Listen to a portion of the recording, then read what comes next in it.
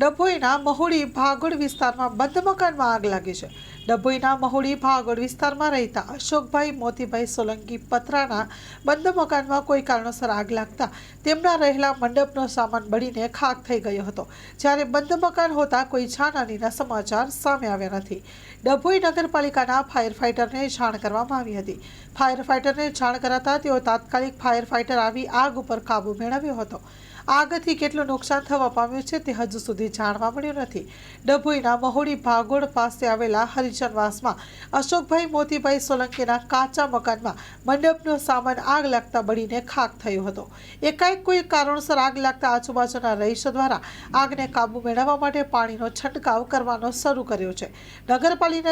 નગરપાલિકાને તાત્કાલિક ખબર આપતા ફાયર ફાઇટર આવી પહોંચતા પાણીનો બારો ચલાવી આગને કાબૂમાં મેળવી છે. Story report by Lalbhai Bhathiyara, Dabhoi. માં motor driving, safe and sure driving.